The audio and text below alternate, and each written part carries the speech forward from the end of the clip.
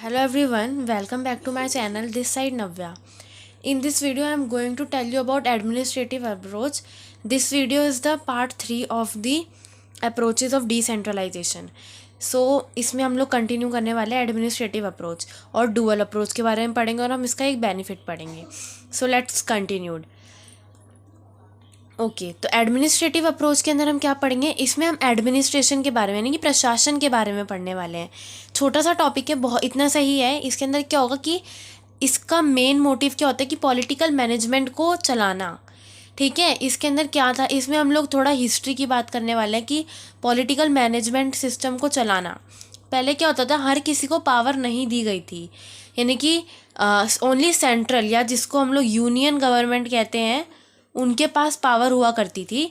और जो हमारी स्टेट्स गवर्नमेंट है और जो लोकल गवर्नमेंट है उनके पास उतनी ज़्यादा पावर नहीं होती थी. और अगर पावर होती थी होती भी थी ना उनके पास, तो बहुत ही कम होती थी, जिससे वो अपने रूल्स नहीं बना सकते थे, अपने रेगुलेट नहीं कर सकते थे अपनी लोकल एरियाज़ को और कंट्री के स्टेट के पार्ट को. ठीक है, तो इसके लिए इंस्टीट्यूशन, यहाँ पे हमें एक चीज़ बताई गई है यहाँ पे कि जो इंस्टीट्यूशन है वो ऑलरेडी है, यानी कि सरकारें तो बना दी गई हैं कि भाई स्टेट, यूनियन और लोकल बॉडीज़. ठीक है, लेकिन उनको पावर नहीं दी गई, और पावर है भी तो इतनी कम है कि वो सेंट्रल की इजाज़त के बिना कोई काम ही नहीं कर सकते हैं. तो यहाँ पे पावर नहीं है उनको रन करने के लिए, यानी कि इंस्टीट्यूशन तो ऑलरेडी है लेकिन उन इंस्टीट्यूशन को चलाने के लिए पावर नहीं है. ये होती है हमारी एडमिनिस्ट्रेटिव अप्रोच की जो एडमिनिस्ट्रेशन है वो किस तरीके से काम कर रहा है. हालांकि अगर अभी के टाइम पे हम देखे जाएँ तो अभी हम देखेंगे कि जो पॉलिटिकल मैनेजमेंट सिस्टम है इसमें बहुत बदलाव हुआ है, बहुत सुधार हुआ है. हर किसी स्टेट से लेकर हमारे ग्राम पंचायत तक सबको क्या होती है, पावर होती है. नगर निगम को पावर होती है कि वो, जैसे नगर निगम के इलेक्शंस होते अभी पीछे हुए थे, तो हर किसी को अब क्या है, पावर मिल गई है. इंस्टीट्यूशन है और उनके पास अब पावर भी हो गई है. लेकिन ये मैं प्रायर आपको बता रही हूँ, तो इसके अंदर क्या है, इंस्टीट्यूशन है लेकिन उनके पास पावर नहीं है. नाउ अब हम मूव करते हैं next topic, that is dual role.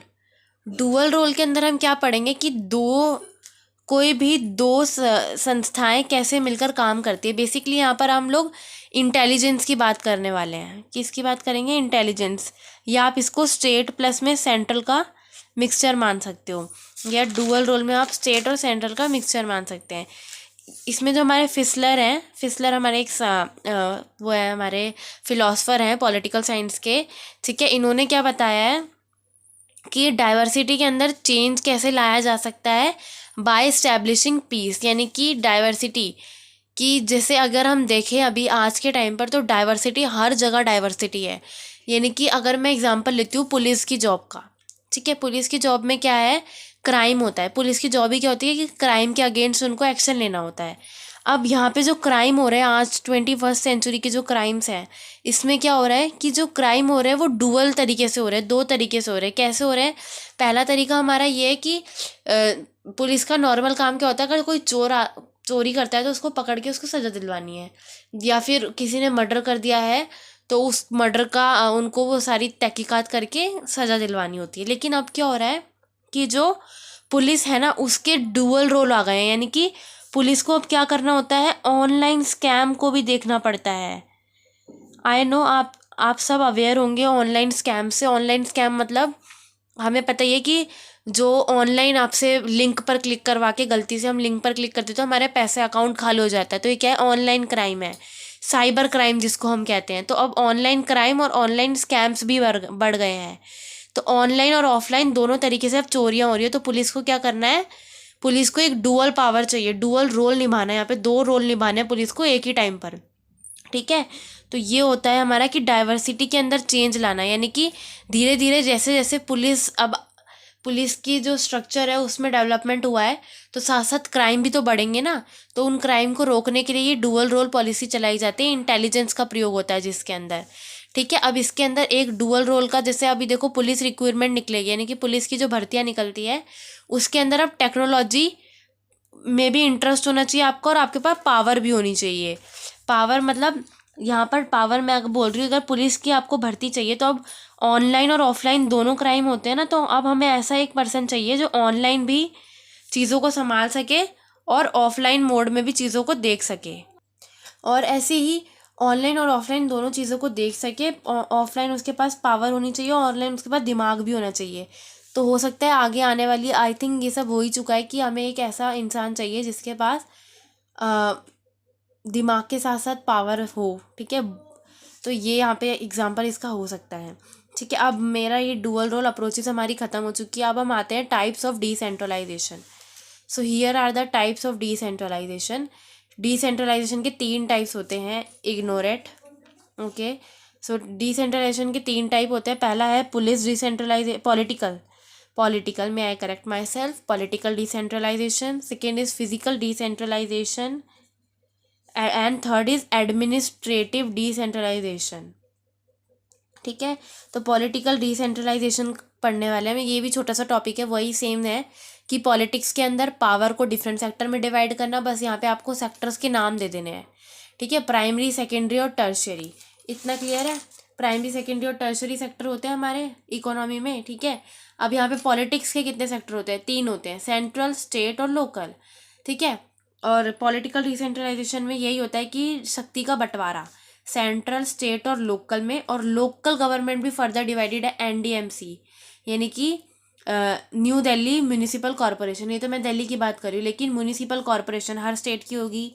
ठीक है, म्यूनिसिपल काउंसिल होगी फिर, और फिर नगर पंचायत होती है। फिर नगर पंचायत के अंदर आप ग्राम पंचायत के अंदर और डिवाइड कर सकते हो, और भी बहुत सारे माइन्यूट जो यहाँ पे हैं सिस्टम्स हैं हमारे यहाँ जो वर्किंग है। So this is the role of political decentralization. इसमें हम कुछ नहीं, बस इतना ही पढ़ेंगे कि पावर को कैसे डिफरेंट सेक्टर्स के अंदर डिवाइड किया गया है। अब नाउ सेकंड आता है हमारा फिजिकल डिसेंट्रलाइजेशन। फिजिकल डिसेंट्रलाइजेशन का मतलब है फिजिकली, यहाँ पे समझ आ रहा है कि जिसको हम बेसिकली टच कर सके। समझ सकते हो फिजिकल क्या होता है? टचिंग ना। सो फिजिकल डिसेंट्रलाइजेशन का मतलब है जिसको हम फिजिकली देख सकें। फॉर एग्जाम्पल, ये बिल्कुल डिट्टो है किसका? फाइनेंशियल डेवोल्यूशन, जो मैंने आपको सेकंड अप्रोच पढ़ाई थी हमारे अप्रोचेज ऑफ डिसेंट्रलाइजेशन की पार्ट 2 वीडियो में। सो इसके अंदर फाइनेंशियल डेवोल्यूशन में हमने क्या देखा था कि फाइनेंशियल डेवोल्यूशन में जो सेंट्रल गवर्नमेंट होती थी वो स्टेट गवर्नमेंट को क्या देती थी? एक फाइनेंशियल पावर देती थी उनको, कुछ लिमिट का फाइनेंस देती थी। फॉर एग्जांपल, मैंने 100 करोड़ का एग्जांपल लिया था कि 100 करोड़ का बजट है, उसमें से 41 करोड़ उन्होंने स्टेट को दिया, स्टेट ने लोकल बॉडीज़ को उसमें से हाफ करके दिया। लेकिन फाइनेंशियल डेवोल्यूशन में फिजिकल डिसेंट्रलाइजेशन का मतलब यहाँ पे ये हो जाता है कि जैसे कि पब्लिक पार्क बनवा दिए, वेल्स बनवा दिए, वाटर सप्लाई। फॉर एग्जांपल, किसी भी लोकल गवर्नमेंट को ये पता है, लोकल गवर्नमेंट के पास ज़्यादा नॉलेज होगी अपनी लोकल चीज़ों के बारे में, अपने एरिया के बारे में। ठीक है, और उनके पास अगर मनी भी है तो क्या होगा, उनको पता रहेगा कि भाई इधर इधर यहाँ पे पब्लिक पार्क चाहिए, यहाँ वेल्स की ज़रूरत है, यहाँ पे वाटर सप्लाई अच्छी करनी है। तो इसलिए हमारा जो लोकल बॉडीज़ होती है वो हर एक सोसाइटी से पैसा इकट्ठा करके बीच में कहीं वहाँ पर एक पब्लिक पार्क क्रिएट कर देती है। इसी को फिजिकल डिसेंट्रलाइजेशन कहते हैं, जब लोकल बॉडीज़ जो होती हैं वो मिलकर एक फैसला लेती हैं, सोसाइटी के साथ मिलकर एक फैसला लेती है, और वो सोशल वेलफेयर के लिए ही किया जाता है। ठीक है, अब आते हैं थर्ड हम लोग हमारा एडमिनिस्ट्रेटिव डिसेंट्रलाइजेशन। एडमिनिस्ट्रेटिव डिसेंट्रलाइजेशन जैसे मैंने आपको ये वाला पढ़वाया था एडमिनिस्ट्रेटिव अप्रोच, थोड़ा लगभग इसके जैसा ही है। इसमें भी यही है, management banana, rules and regulation ढंग से उनका प्रयोग हो रहा है या नहीं हो रहा, वो हर सेक्टर ढंग से काम कर रहा है या नहीं करना, बेसिकली नज़र रखना हर चीज़ पर। एडमिनिस्ट्रेशन का काम ये होता है कि सेंट्रल जो है वो नज़र रखेगी कि लोकल किस तरीके से काम कर रहा है। ठीक है, इसका एग्जाम बस यही है एडमिनिस्ट्रेटिव अप्रोच के अंदर। ठीक है, इसके अंदर पीपल फंड का रेस कर सकते हैं हम लोग। ये एग्जाम्पल उतना इंपॉर्टेंट नहीं है, इसको कट कर देते हैं हम लोग। ठीक है, एडमिनिस्ट्रेटिव अप्रोच को बस इतना समझा जाए कि इसके अंदर क्या है कि मैनेजमेंट सिस्टम को देखना है बस हमें। यहाँ मेरे पास एक चार्ट है बेनिफिट्स ऑफ डिसेंट्रलाइजेशन का। ये बहुत ही ईजी है, अगर ये हम लोग पेपर में लिख कर आएँ या बना कर आएँ तो you get good marks. Okay, so benefits of decentralization क्या है? सबसे पहले यहाँ से समझते हैं। डिसेंट्रलाइजेशन हमें पता है पावर का बंटवारा। ठीक है, फिर जैसे ही होता है तो क्या होता है, क्लोज लिंक विद पीपल, लोगों के साथ हमारी बातचीत बढ़ती है। ठीक है, लिंक बढ़ते हैं, लोग क्या चाहते हैं उनकी मांगे हमें पता लगती है। फिर थर्ड है हमारा डेमोक्रेटाइजेशन पार्टिसिपेशन, यानी कि डेमोक्रेटिकली आज़ादी के स्वतंत्र रूप से लोग पार्टिसिपेट करते हैं किसके अंदर? गवर्नमेंटल प्रोग्राम्स के अंदर। फिर जब पार्टिसिपेट करते हैं लोग तो उनको अकाउंटेबिलिटी मिलती है। अकाउंटेबिलिटी का मतलब उनको एक ट्रांसपेरेंसी या फिर इफ़ेक्टिवनेस मिलती है उनको कि भाई हाँ government is doing something for अस।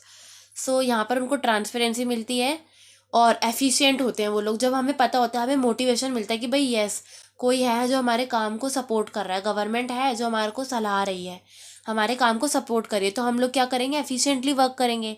और जब हम लोग अच्छे से वर्क करते हैं तो हमें क्या मिलती है, हमें जब एफिशिएंसी होगी, जब हमें मतलब मेरे को अगर ऐसे एग्जांपल ले लेती हूँ मैं कि मैंने कुछ यूट्यूब पे कुछ सुना और मुझे मोटिवेशन मिला उससे। ठीक है, मान लो मैंने संदीप महेश्वरी कोई वीडियो देखी और मुझे मोटिवेशन मिला। अब अगर वो मोटिवेशन मुझे जब तक मतलब जब तक मुझे रहेगा यस मुझे ये काम करना है, मुझे ये काम करना है, तो मैं क्या करूँगी, अगर मान लो मैं अपनी स्टडी के थ्रू ही देखूँ तो मैं अगर अच्छा मुझे मोटिवेशन मिलेगा तो मैं अपनी स्टडी को अच्छे से करूँगी, बेटर सर्विसेज दूँगी। तो सेम ऐसे यहाँ पर है कि अगर क्या कहते हैं, अगर हम लोग एफिशिएंट होंगे किसी वर्क में, कोई हमें मोटिवेट करने वाला होगा, कोई हमारी तरफदारी करने वाला होगा, तो हम बेटर सर्विसेज प्रोवाइड करेंगे। तारीफ़ मिलती है तो हम काम अच्छा ही करते हैं ना, तो वही है, बेटर सर्विसेज मिलेंगी तो हमें पेमेंट अच्छी मिलेगी। यहाँ पे मैं जॉब की बात कर रही हूँ, ठीक है, अगर बेटर सर्विसेज आप देंगे तो आपको जॉब अच्छी मिलेगी, जॉब अच्छी मिलेगी तो आपको पेमेंट अच्छी मिलेगी, पेमेंट अच्छी मिलेगी तो जो आपने सामान बनाया है, अपनी प्रोडक्ट को ही बनाया है कंपनी में, वो अच्छा बिकेगा तो आपको पेमेंट अच्छी मिलेगी। और हाँ, ऐसे हमें less cost to government, government को हमारे पे ज़्यादा कॉस्ट भी खर्च नहीं करनी पड़ेगी और हमारा प्रोडक्शन भी अच्छा होगा। तो ये होता है डिसेंट्रलाइजेशन का बेनिफिट, कि किस तरीके से जो पावर है उसको किस तरीके से इतनी अच्छी तरीके से हमने यूज़ किया without the help of government. बस गवर्नमेंट को हमारे लिए एक प्रोग्राम बनाना है, बाकी हम देख लेंगे। So this is the benefit of decentralization. मैंने अप्रोचेस कंप्लीट करा दिए, तो आई होप आपको ये समझ आया होगा। And if you like my video then it's cool. So that's all I want to say. So thanks for watching.